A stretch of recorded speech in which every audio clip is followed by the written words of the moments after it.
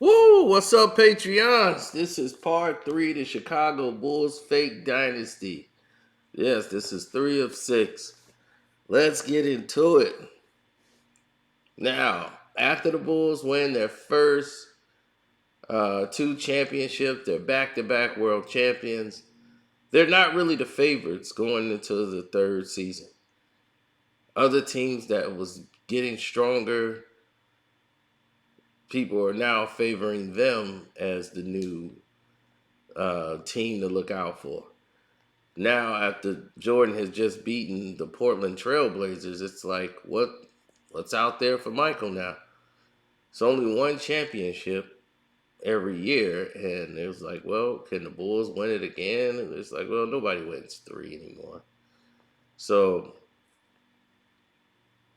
they went ahead and decided, the NBA and the league of competition has decided that we need to devise a plan, or we need to create an opponent for Michael Jordan. Like, they had no plan. Like, what is our goal next season? We don't have one. So the Olympic Dream Team was coming around. The actual game, which catapulted the NBA to more global markets than ever before. So the 1993 season was the first time it was really opening up to a lot of more countries in the world. The Dream Team with Michael and Scotty, they went ahead and did what they had to do that year. They destroyed the rest of the European leagues. A lot of European leagues have never really played that much against, um, you know, American or Western basketball. So when they saw us play in the manner that we did, it was shocking, very revealing. Um, it was quite a learning experience for those that's involved. A very unique learning experience.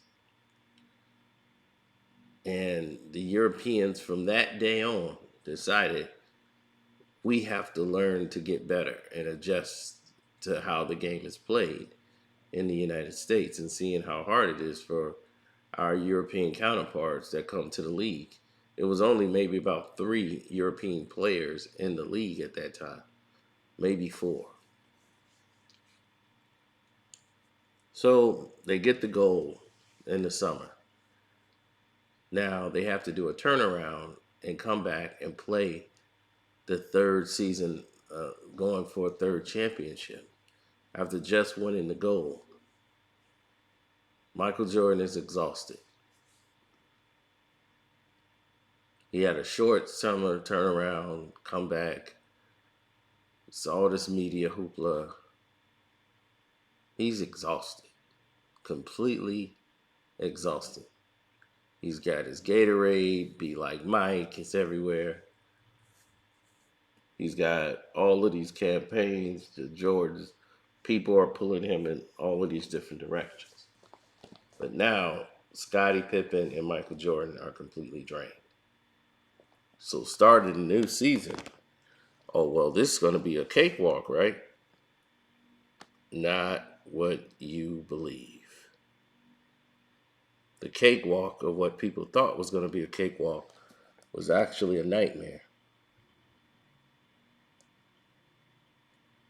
And as soon as the season started, there was all this disdain and all of these people who were basically going through a power shift. Now, BJ Armstrong is going through his 4th season in the NBA. And he was brought here to be the replacement for John Paxson. They figured that Pax is getting near the end. By your 3rd and 4th season, we're going to commit to you because this is what you need. This is best for you. Don't worry about it. This is all for you. So naturally, this is it, right?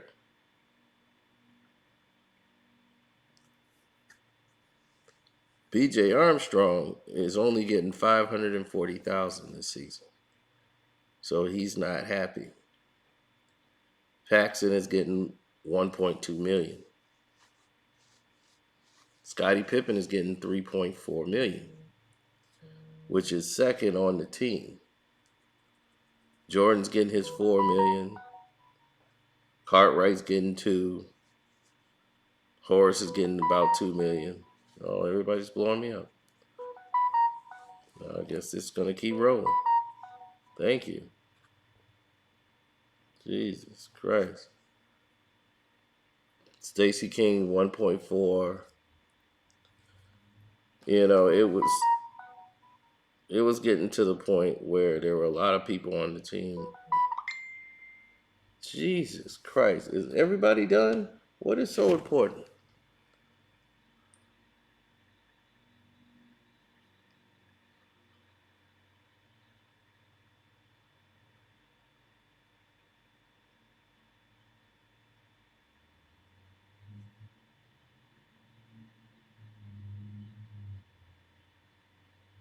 Mm-mm-mm.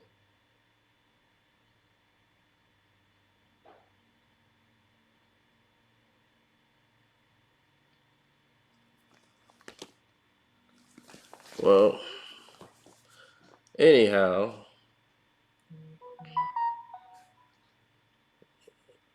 oh, wait a minute. Somebody just sent me something.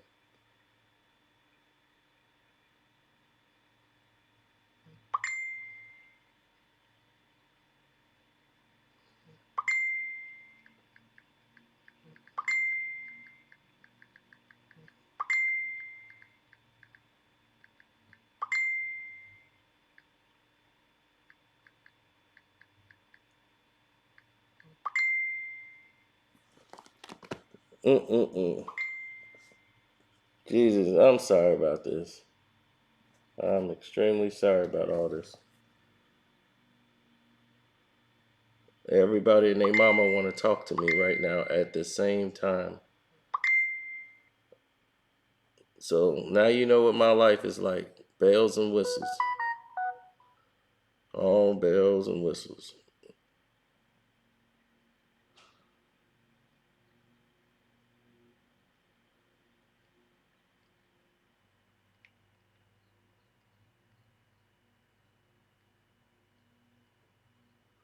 Now, wow, unbelievable. Now, where were we? I'm totally sorry. So anyway, BJ Armstrong is not happy with his pay.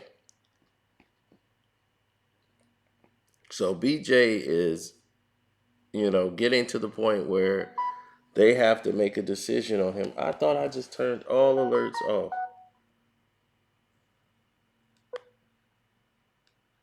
Don't want to hear anything. I don't want to hear another beep. Now,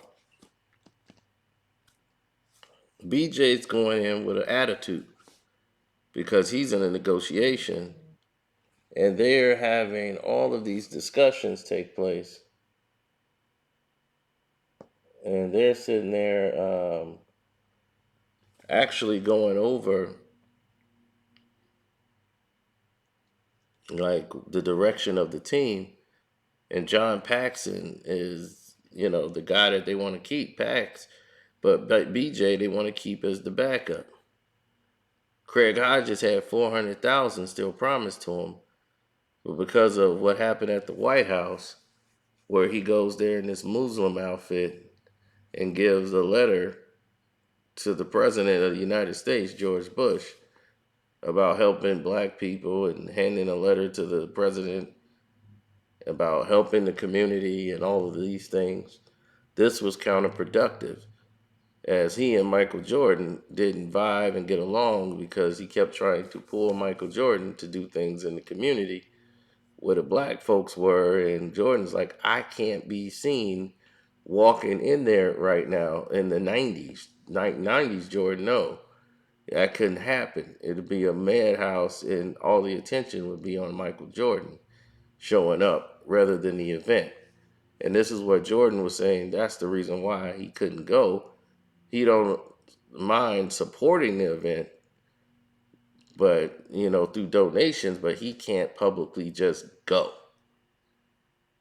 And Craig couldn't understand these things, and they collided. And this was major problem, and Jordan didn't want to go through this in the third season. So even though they owed him $400,000 on his contract, he was waived.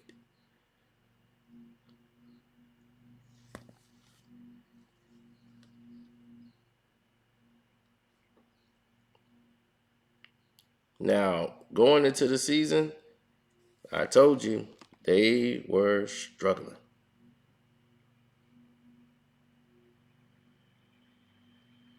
Completely struggling. The Bulls, they were not the same starting the season off. They surprisingly won 7 of their first 8 games to start the season. And Jordan knew that that was improbable. Like, how did we pull this off?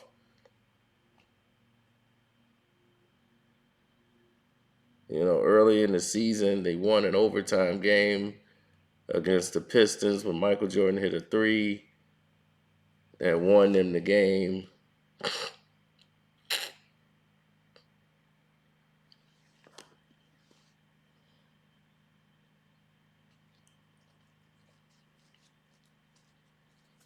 Then from that point on,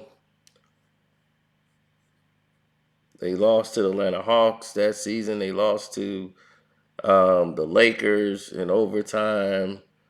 Then the losses started to pile up as it got near December and October. And people started to see the wear and the tear of the season reflect on the Chicago Bulls. David Falk, the agent, is right now fighting with the league to try to create more rest for Michael and more features for Michael and have these one-on-one specials with Ahmad Rashad. He was really trying to get control of the union, and Isaiah was the president, so this became more and more of a struggle, but his power was becoming strong because he had Michael Jordan. He had Patrick Ewing, he had Charles Barkley, and he already basically was threatening to pull them off the dream team, and make his own Olympic ring team because of the Adidas Nike relationship that he had. The war that was going on, where I think Reebok or Adidas was responsible for the Olympics. So Michael couldn't be seen in that Adidas outfit. So even though they wore it, they had the Scottie Pippen, Charles Barkley, they came out with a way to cover the Adidas logo on the outfit that they wore when they received their gold medal.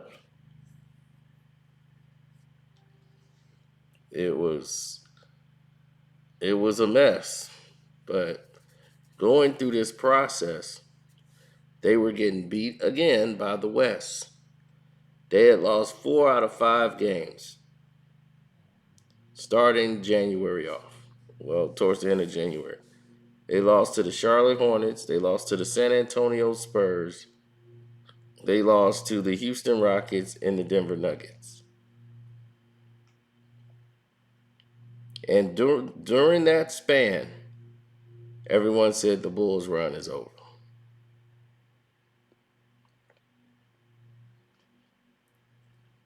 Right? So let's stay there.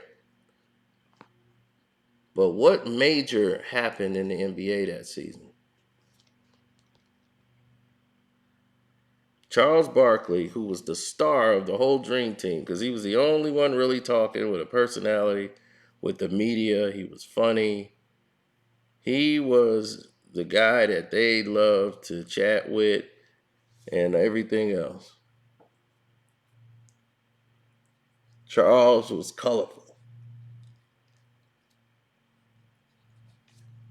Angola's in trouble. So Charles and Mike became even closer during the Dream Team. It was hilarious. So the NBA knew this is what we need. We need Barkley versus Jordan, but we got to put Gerald Barkley in the West. What team could we put Charles Barkley on that would make it work? Where Charles would be the fit for that team and they can get Charles to the championship. That was the goal.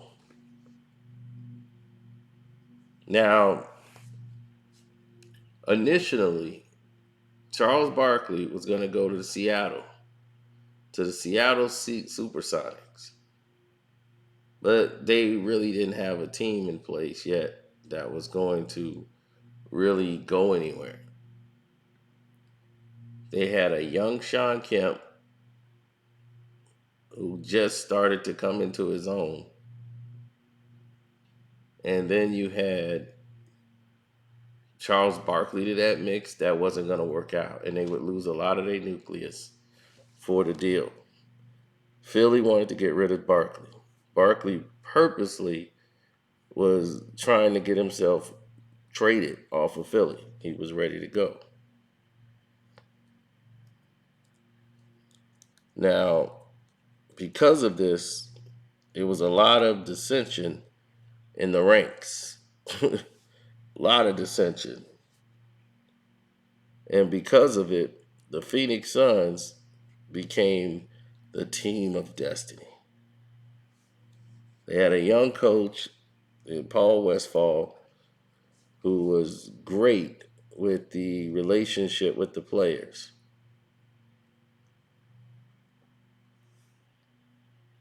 And to lose the way they did was just shocking.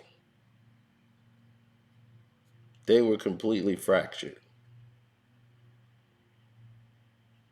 because they really believed that they were destined to win a championship.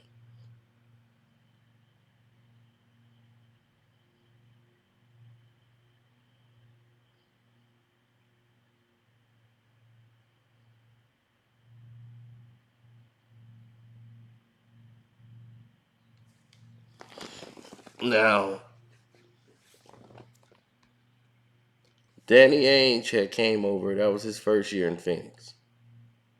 A lot of people didn't know that. Frank Johnson came over and signed as a free agent. They waived Frank Johnson and picked him right back up. Tom Chambers was released after the end of the season, but it was his last season with the Suns. The legendary Tom Chambers. So this is his chance to get a shot at an NBA championship. Bringing in Charles Barkley.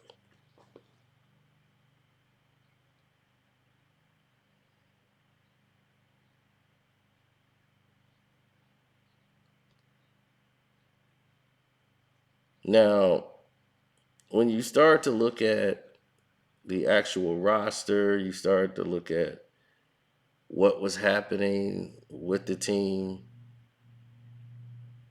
and how it all evolved, you started to see when you looked at the lineup that this was a team that could win a bunch of individual games, but they had flaws. In the first round of the playoffs, they played the Lakers, who barely got in. They had a losing record in the West and made it to the eighth seed. And as long as the Lakers make the playoffs, they're great. Right? And they played and they won the first two games. And remember, this is the best of five in the first round. They beat the Phoenix Suns the first two games. The Phoenix Suns had to come back, force a game five, and they were almost eliminated. And Barkley basically had offensive basket interference where he got a putback dunk that basically saved them because they were close to being eliminated in that game five. And it was all about respect. The Lakers were just like, you're going to learn respect. And those first two games were in Phoenix. They hadn't learned how to play together.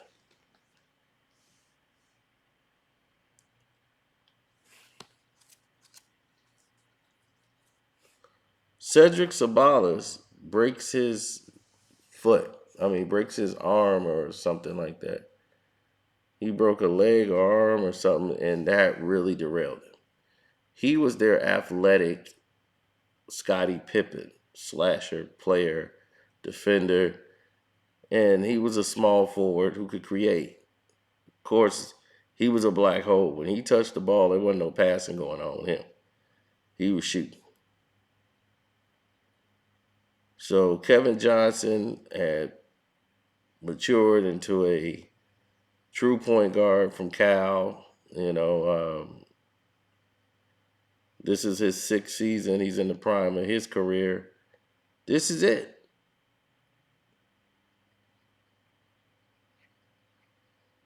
This is it. Team of Destiny. So now everyone's talking about the Phoenix Suns.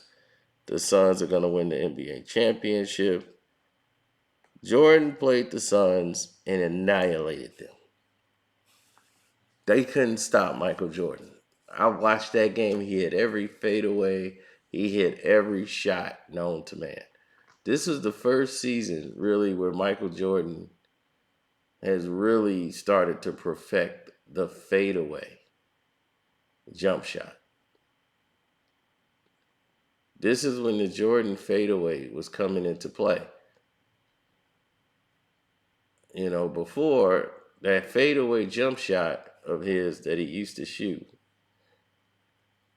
wasn't usually abundant in the league.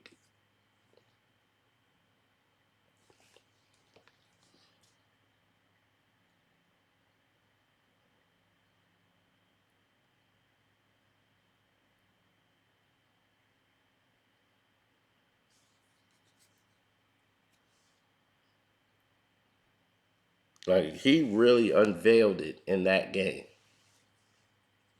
A regular season game against the Phoenix Suns, he couldn't miss. It's incredible. And I was like, man, he has really figured it out. He is now like a complete player. And the fadeaway was getting stronger and stronger. So the second time around, they were able to beat the Bulls. And a lot of people felt like if they played in the playoffs, that's going to be a collision course. But now the New York Knicks have become that team because they pushed the Bulls to 7. Now it's like the Bulls. They're going to surpass the Bulls. They're going to push past them. This is the new team of destiny. That always seemed to happen now in the league. It's always a new team of destiny. So the Chicago Bulls decided going into the playoffs or getting ready to, the Chicago Sun-Times writer, who's the biggest butt kisser of all, this guy, rest in peace, to Lacey J. Banks.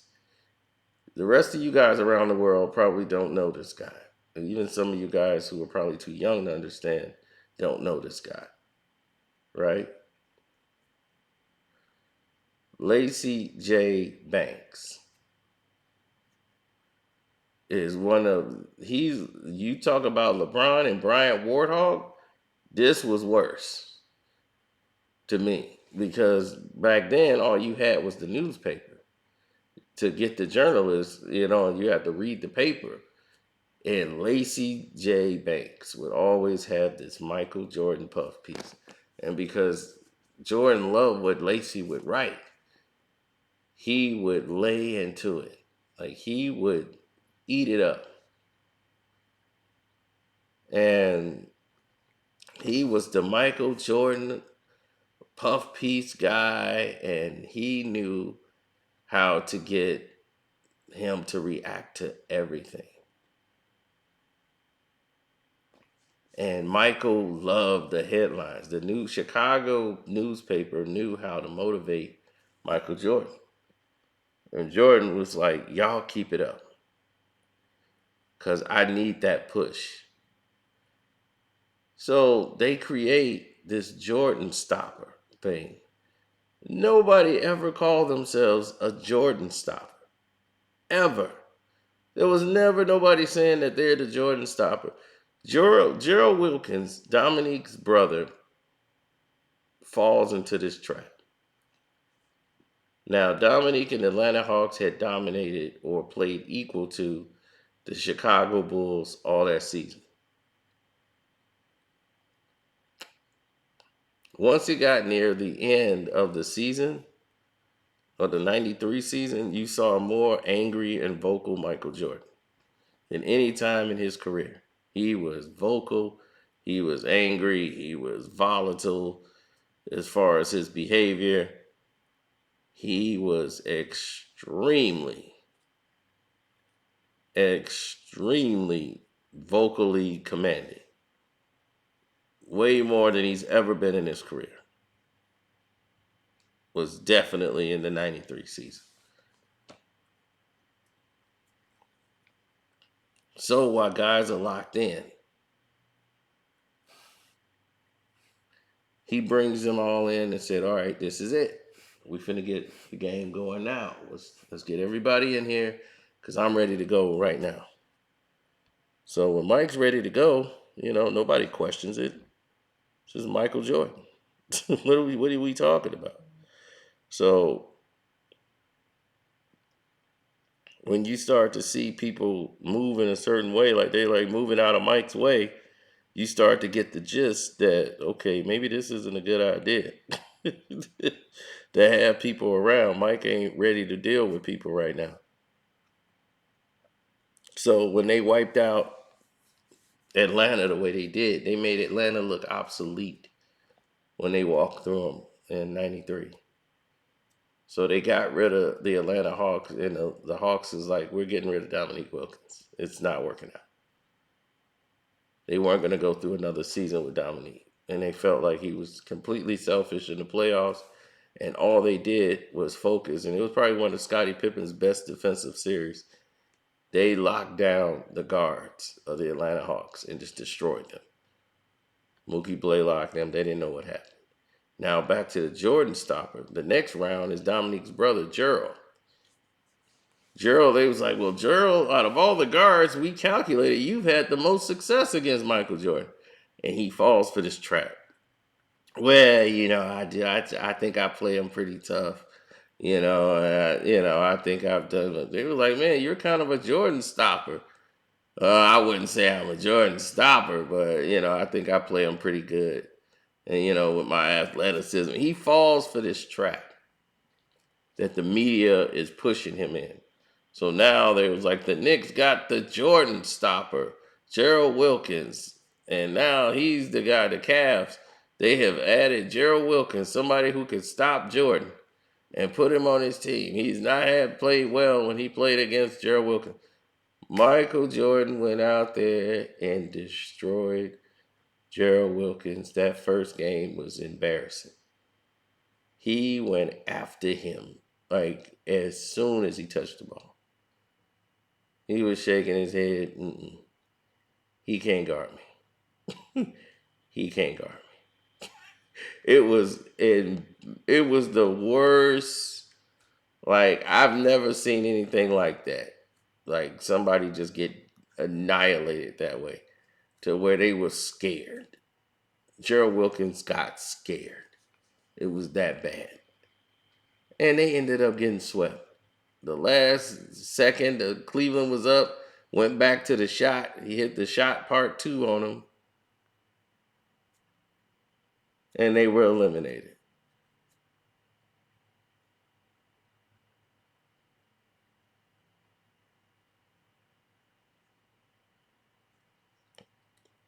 Now,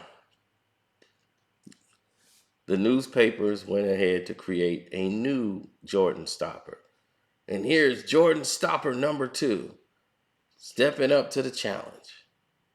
Bulls have swept the first two rounds.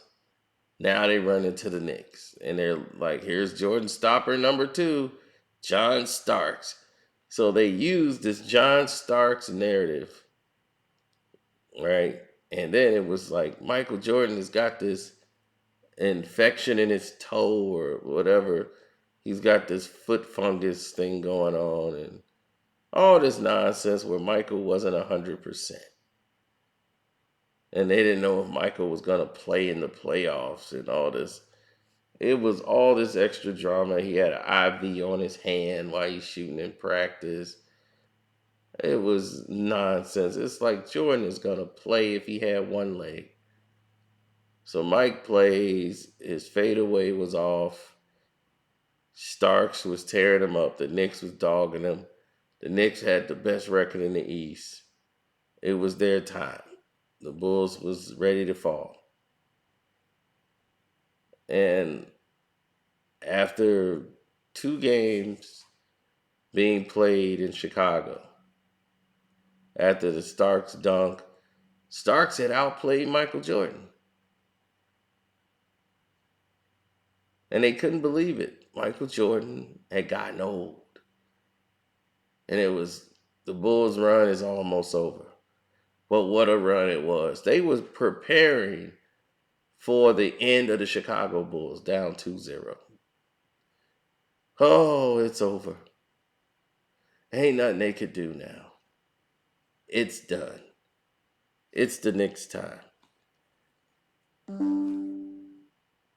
Now, Dick Ebersol is nervous because he's like, well, now we got tension. For the first time, Michael Jordan and the Bulls got tension. But he was nervous, like, can they actually beat the Knicks? Is Michael okay? This is his story. So he wants it to play out this way. Now, the way they've built this up, this was destiny. This was designed to happen. Michael versus Barkley. But the Knicks have shown that they're formidable to be the new team to take it further. So Michael was getting ready to go against Charles. That's what they knew. So going to Chicago, the referees knew right away. The Knicks didn't have a prayer. They didn't have a chance. They couldn't get any calls. It was like, you're not getting anything. This thing's going to be tied at 2, and we're going to Game 5 in New York. And that Game 5 in New York was a war. The Bulls knew that they had to win that if they were going to win a championship or win that series. They had to win Game 5. And they fought to the tooth and to the nail. And the Knicks just did not know how to close. And Charles Smith, who had played relatively well, being a great addition to the team, had one flaw. When they lost Xavier McDaniel that next season, and they had Mason come in and basically take up some of that slack, what they missed and what they got with Charles Smith, they thought they had a more versatile player, big guy on the inside that could not just bang but score, but he didn't have the toughness of McDaniels. And he was considered to be soft. And when he got the ball, instead of going up to dunk hard, to authoritatively try to dunk the ball, he kept going up, getting blocked, and trying to lay it up off the glass with all of these hands jumping at him. It became the worst blown situation in sports history at the rim.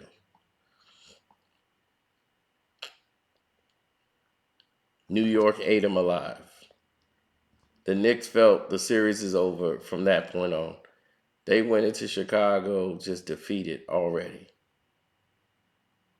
They were beat when they got off the bus. They didn't have a confident bone in their body. They got blown out in Chicago, and now it's time for the finals. They lost 4 straight. That's not championship material. Now, the Bulls are playing the Phoenix Suns in the finals.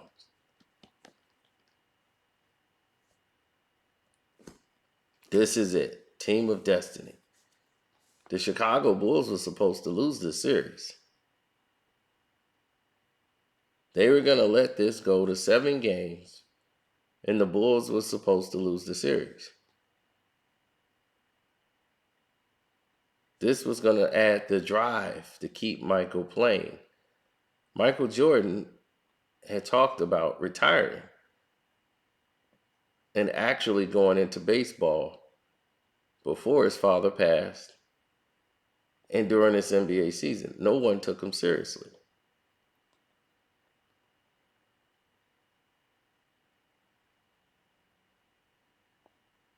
He was becoming exhausted from the game.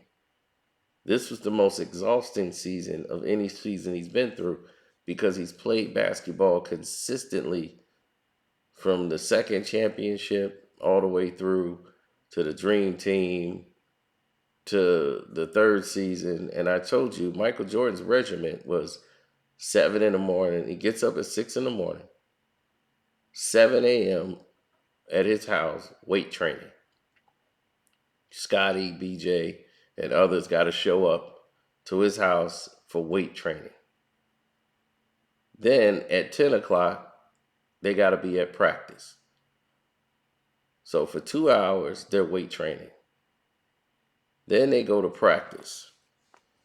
Then after practice, Michael stay and do exercises in the pool. So by the time all of this is said and done, Michael Jordan has had a full-fledged workout. And this is his daily routine.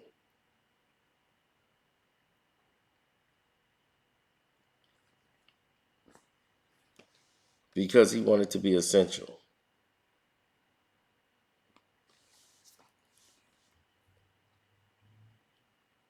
Now, Michael Jordan is dealing with all kind of issues because B.J. Armstrong has had one of his best seasons. He led the NBA in three-point field goal percentage.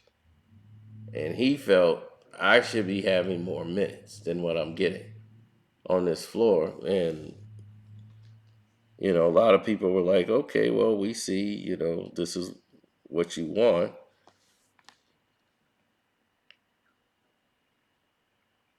And they understood it, but it just wasn't going to happen. The Bulls are not somebody's finna adjust on the fly. John Paxson wasn't coming out the game.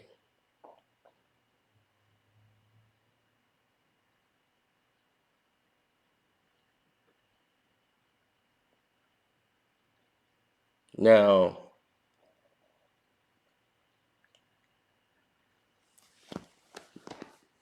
the Phoenix Suns is one of the few teams who had home court advantage and never won a home game in the NBA Finals.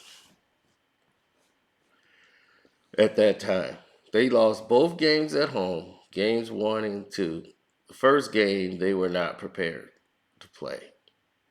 Charles was ready, but the rest of them weren't. Second game, they lost again, but it was a better showing than the first game. And they win game 3 and the epic overtime after overtime game. So it's 2-1.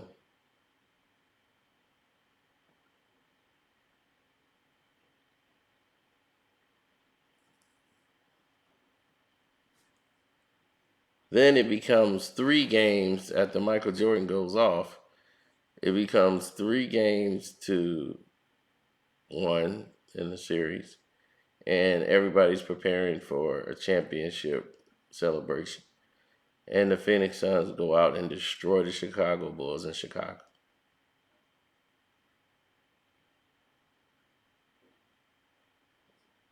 The Bulls was preparing for a championship celebration, and it pissed off all the Suns. How Chicago was preparing to celebrate, it's party time, another championship, and they get waxed on their floor. And so now they're going to Phoenix and they're overconfident. And then this game they won. This game they were supposed to win.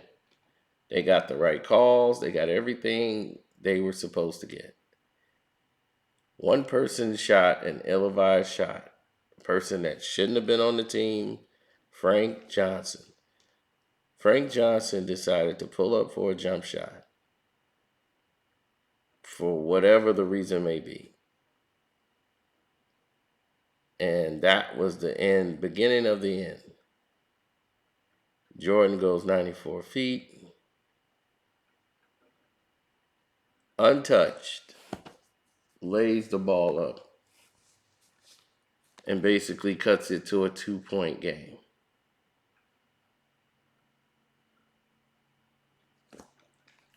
Now, if they make Michael Jordan have to take any type of time off of the clock, they had to score fast.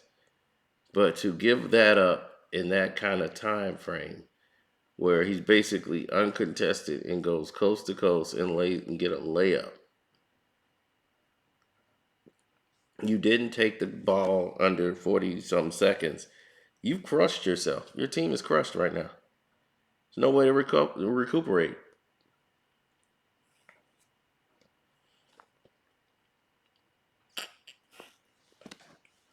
Then on the final shot, the guy on his first season there, just came from Portland, played against Michael in the finals. He's back in the finals again. Danny Ainge out of the timeout. They swore up and down, we're not giving up the three. We're not giving up the three. We're not giving up the three. What do? They give up the goddamn three. Danny Ainge decides to fall back because it was blown coverage. Decides to fall back and try to pick up the defender and left his man at the top of the key.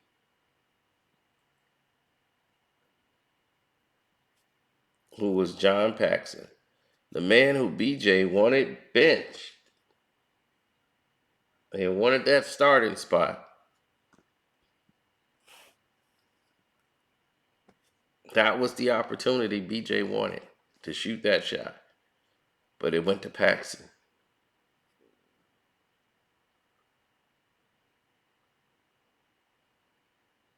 And John Paxson nailed it.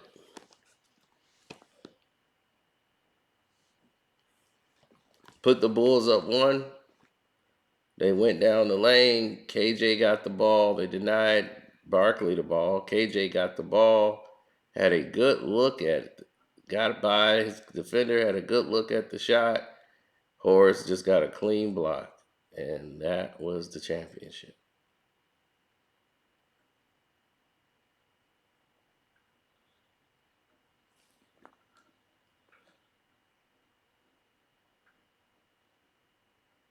It's over in 6.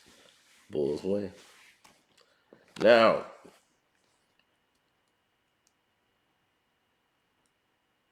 all of these different things were taking place with the Chicago Bulls. Michael Jordan's father dies. He retires right after that. And the Bulls are in shambles as the team is basically going into the next season of 94. You started to see what happened when Scottie led the team, and the reason why they were having so much success is because nothing really broken at that point. Horace was there, Scottie was there. That unit was able to sustain. Pete Myers being there was the facilitator, and Scottie was able to just basically be a role player. He can go out, be 25, but he wasn't really all the offenses around Scotty. Horace played the best he's ever played. BJ had a good first season start, but Michael Jordan made a phone call and had BJ Armstrong added to the All-Star game. Averaging only 15 points. It's people averaging 20 points a game didn't make it that year. Joe Dumars didn't make it to the All-Star game that year. They had B.J. Armstrong in place of Joe Dumars. It was insane. That was Jordan's call as a favor. So for the first time, the Bulls had 3 players in the All-Star game. Horace's first time in the All-Star game. BJ's there. And now they have Scottie Pippen. It was BJ's first and only admission to the All-Star team in the All-Star game.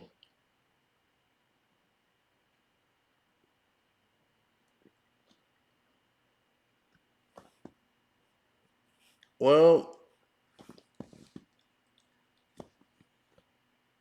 a lot of things happened during that time. A lot of people were held responsible for things that they did that they probably didn't know. There were a lot of ifs and doubts that were put into place. But it got handled.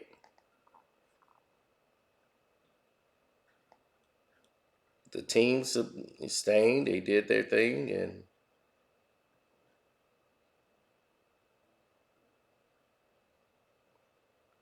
it's one of those days, right? It's one of those moments where you see the Chicago Bulls and you say, well, damn, they won in spite of all of this. So after 94, that old team was getting broken up. There was no more John Paxson. There was no more Bill Cartwright, as they would retire from playing professional basketball. This was the end of the road for them. This team would be different in the 95 season. It wouldn't be a team that they would recognize.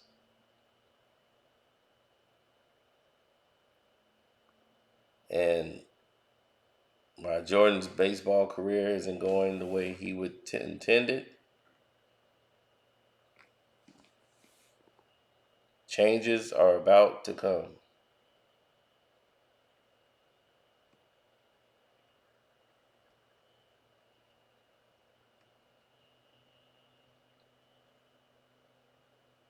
Now, because of this fact, there are a lot of different programs and a lot of different things that are transpiring that just didn't make any sense.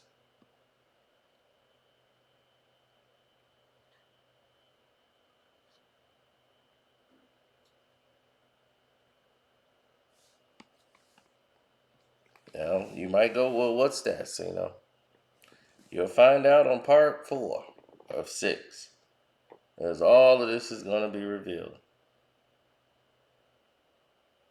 Because now, big money is coming in, corporate money is coming in. And you're going to see why all of these things were happening behind the scenes as media is starting to change now. Michael Jordan was being treated as a villain rather than someone who deserved the respect he was supposed to get from all of the counterparts in the league. He was no longer the darling. The media was trying to dig up to find dirt on Michael Jordan to throw it at him. His gambling, his women. Now all of this is coming full circle as we gear up for part 4 of 6. If you listen to this on regular YouTube, then you finally got this, welcome. Other than that, I'm out.